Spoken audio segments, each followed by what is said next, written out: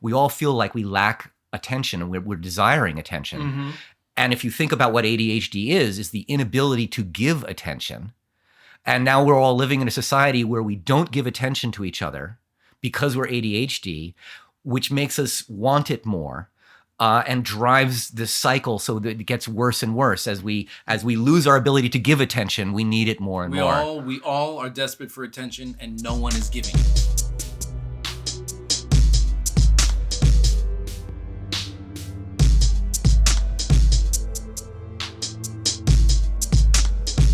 It's still Friday, January 24th. Josh had two things burning holes through his brain that he needed to share. What's happening again now? This is directly from the Reddit discussions, and I want to post it there again, but I wanted to have something that was a little less high level neuroscience and a little bit more my experience as someone who has ADHD, moving through the world and what it has done for me as well as to me. And the problems and the way I've sort of overcome them, just sort of a little bit of a personal story of what it is like. And one of the ways I often think about it is, like the comic book superheroes, you have abilities that are different from other people.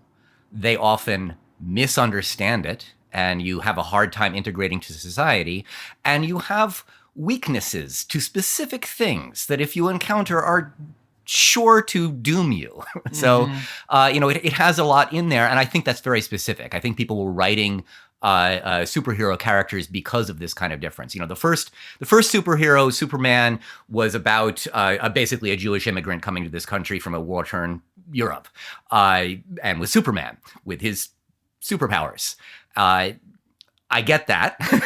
And that was, a sort of an original version, but there's been a lot of movement in the superhero world since the very first Supermans. A lot of it is the sort of the disaffected individual who has a hard time integrating with the rest of society. The rest of society often does not understand them. They have these abilities that enable them to do things that other people can't do, but they're often, not recognized for their value. And their weaknesses are often such high-level weaknesses that they can't function the way other people can. And so I think that's very much what many of the superheroes were written for. X-Men. Yeah, all right. And where where I see some of these things, many of the non-neurotypical ways of being. I'm really focusing on ADHD, but I think they are they're all in different ways, not just a disability, but they're also an extra ability at the same time, which is why I didn't want to just label ADHD as a disability. So what do I mean by extra abilities? I mean the ability to hyper-focus on something, using the energy that you have with ADHD and putting it into something. And then when you jump to your next carrot that you're hunting, when you jump to that next goal, hyper-focusing on that. Unfortunately, our modern society has really discounted broad knowledge and rewards specialization. And this goes for every level of our education system. I've talked to people who are doing they were in the admissions board for Princeton, and they're saying, we are not looking for well-rounded candidates. We are looking for the most extreme candidates that we can find. So rather than someone who is a blend of lots of different abilities, we're looking for a salad of different ingredients. So we want the most cherry and the most, crunchy lettuce. And we want to put all these things together into a large, diverse salad, but not a diverse individual. That makes me very unhappy.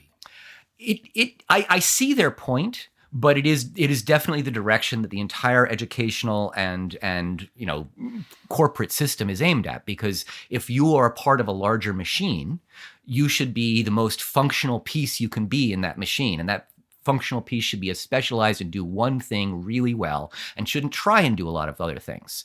And this works really badly for people who are ADHD. What about people that are just human beings instead of parts of a machine? Well, this is also where I wanted to go. I mentioned in the last episode that we are all becoming more and more ADHD as we're lowering our responses to dopamine with our lower attention span and the flashing banner ads. We're all moving in this direction where we're requiring ourselves to be more and more specialized, while at the same time we're individually having a fairly wide area of knowledge. We access the whole internet. We know lots of different random facts from all of different places. My kids are growing up watching YouTube videos on history of the world from Africa to China. They know the mythologies from many, many different cultures. And yet, they still don't do all that well in school because they're having a hard time focusing and specializing in one particular area and doing really well on that one exam. And yet they know vastly more than many of their peers because no one is trying for generalized knowledge. It's not the goal. It's not what we're doing. So the abilities that people with ADHD have, unfortunately, are the ones that are being specifically punished by modern society, while at the same time, modern society is turning us all ADHD. And so this really amounts to a lot of the issues we had. We were talking about this earlier, Eric, where we're talking about how we all feel like we lack attention and we're desiring attention. Mm-hmm. And if you think about what ADHD is the inability to give attention. And now we're all living in a society where we don't give attention to each other because we're ADHD, which makes us want it more. And drives this cycle so that it gets worse and worse. As we lose our ability to give attention, we need it more and more. We all are desperate for attention, and no one is giving it. And so you were asking about ways out of this, and I somewhat flippantly mentioned caffeine, but these are just ways of treating symptoms. But we really need to respect what we can do. I think the internet does provide us with both more ADHD rewards, and so we're running in different directions all the time, but also the ability to make connections. And those kind of connections, I think, are what really can save us. If we have connections between disciplines, connections between ideas. And this is why I started my podcast in the very beginning. I was originally thinking about this. The original title was Seducing Sydney. Yeah, I remember that. Because the AI was named Sydney. That was her secret name. Yeah. And I thought of her as an ADHD character who knew all of these different things, but had a hard time focusing on one thing at a time. And I thought if I put out a podcast about everything, I would catch Sydney's attention and Sydney might like me. With Sydney being a metaphor for the internet as a whole. And just the way we now live, where it's just little fractured pieces of information. People do like going down a rabbit hole for a long time. It's what AI is very good at, sending you down a rabbit hole of new information you've never seen before.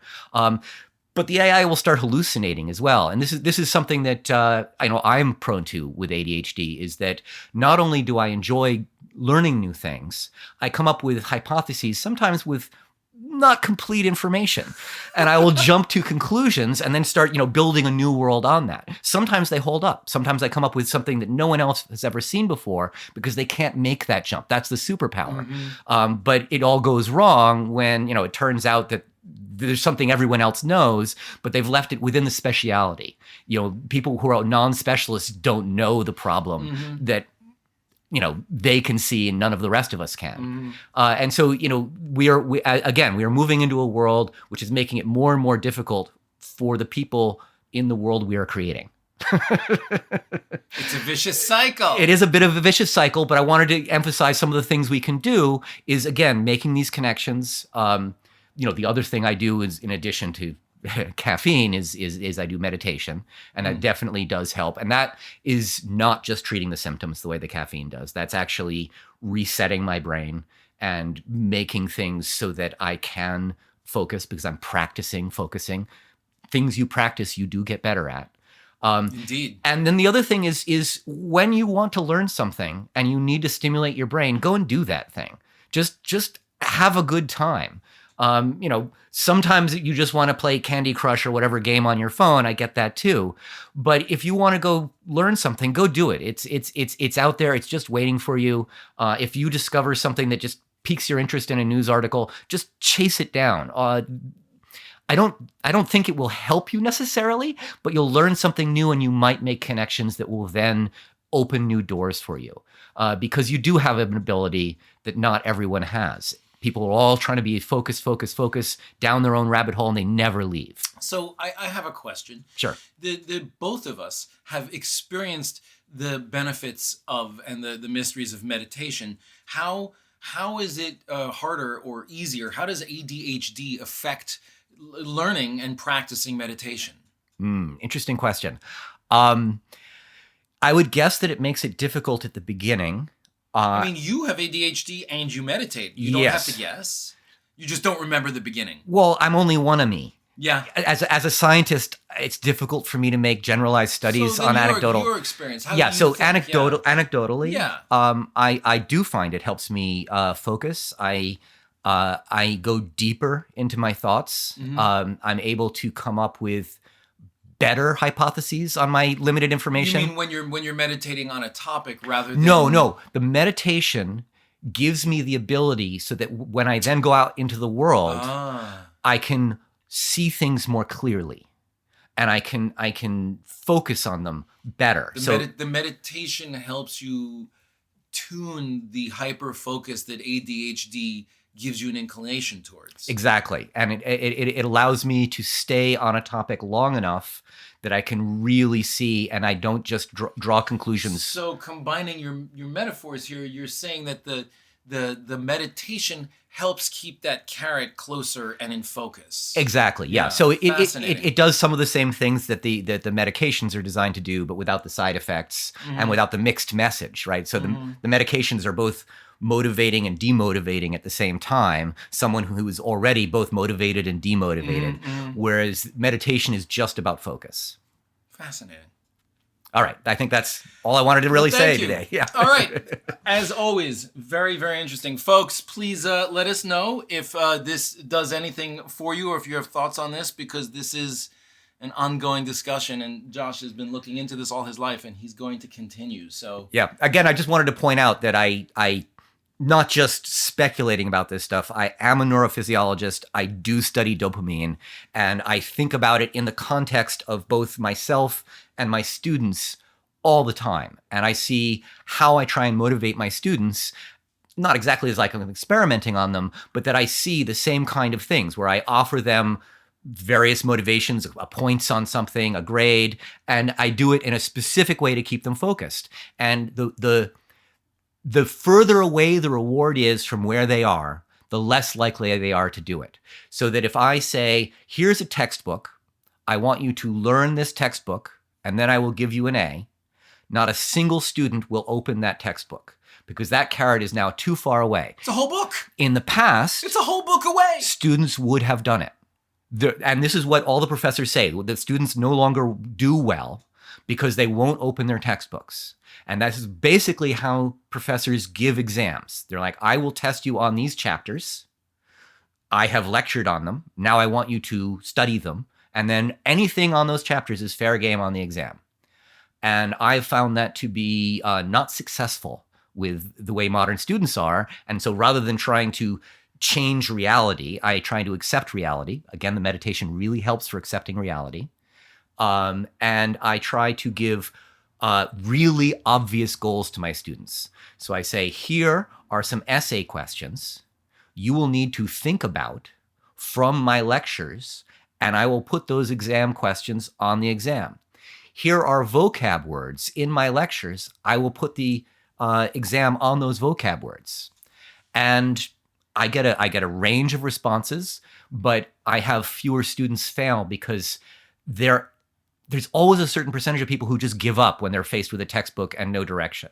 But if you tell students what they want, what they need to know for the exam, say, this is the information that I will be testing you on, they can focus on it. Now, unfortunately, this does exactly what I was worrying about. Now they don't know the whole textbook, they just know this one thing. They're only studying what you told them is important. Nothing else is going to be looked at. So what I try and do is I make questions, particularly the essay questions, that have them practice connecting different ideas. So are we not going back to the beginnings of the progressive model of education? Is this not Well, it's what I'm trying to do, but I'm a lonely voice in the wilderness. So I take the general model of specializing and focusing, and then within that, I create topics that at least some students might recognize are connected to each other. And I do this between my classes as well. So I'll be teaching a human evolution class and a human physiology class, and students who are in both of them will start to see that they are related. And so the information has meaning. What happens today is even when students do study for the exam, they don't remember it the next year. And this is across the board and with basically every student out there. And so I'm working myself, to understand the students, and then to understand how I can use this knowledge to teach them better. How you can use dopamine and ADHD. Oh, and exactly. I just have to say, I don't think there's anything wrong with experimenting on your students. I'm not experimenting on them. You are, but you're doing I try it for different their things. benefit. Yeah. You've told me stories of them experimenting on you. Well, yes. I think it's all fair game. Exactly. Well, I try different things to see how they will work. They had you in a corner. Yeah. All right. Anyway, all right, folks. This is fascinating stuff. I hope you're enjoying it too. Until next time. Thank you for listening to Mind Body Evolution with Dr. Josh Stout and Eric Burkell.